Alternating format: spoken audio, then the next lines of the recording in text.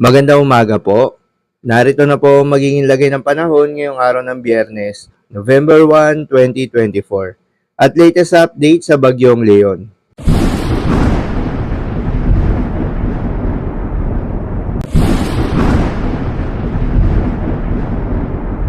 Sa kasalukuyan na tayo sa pag-asa, ang Bagyong Leon nga ay patuloy na ang paghina habang inaasahan na lalabas na ito ng Philippine Area of Responsibility sa mga susunod na oras.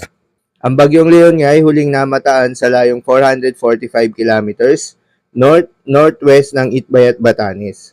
Taglay ang lakas ng hangin na umaabot sa 120 kilometers per hour malapit sa gitna at pagbugso na umaabot sa 165 kilometers per hour. Kumikilos pa northwestward sa bilis na 25 kilometers per hour.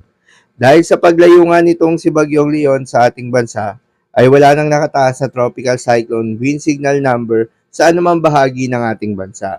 Maliban nga sa Bagyong Leon ay wala nang binabantayan na low pressure area o bagyo sa loob o malapit sa Philippine Area of Responsibility na maring makaapekto sa ating bansa. Para naman sa magiging track nitong si Bagyong Leon, ang Bagyong Leon nga ay kasalukuyang nasa Taiwan Strait at inaasahang lalabas ng Philippine Area of Responsibility sa mga susunod na oras.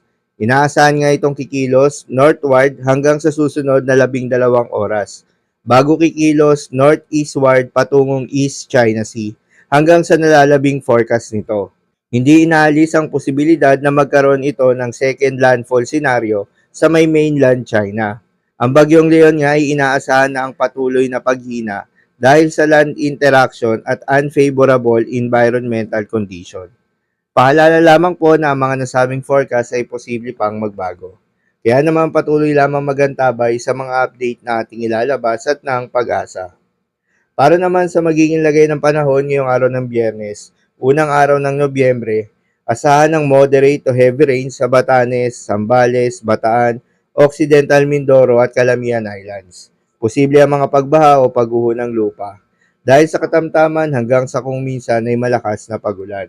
Habang sa Metro Manila at nalalabing bahagi pa ng Luzon, ay asahan naman yung maulap na kalangitan na may kalat-kalat na mga pagulan at thunderstorms. Dulot naman niya ng trough o extension nitong si Bagyong Leon. Posible rin ang mga pagbaha o pagguho ng lupa.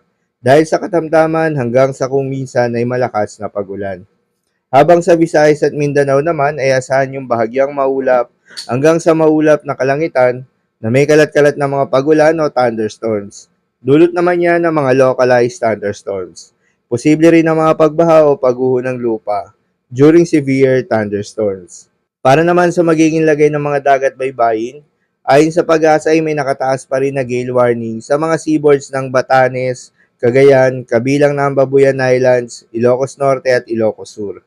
Payo ng pag-asa ay huwag munang pumalaot yung mga kababayan nating mangingisda at yung may mga maliliit na sasakyang pandagat dahil inaasahan ng maalon hanggang sa napakaalon na karagatan.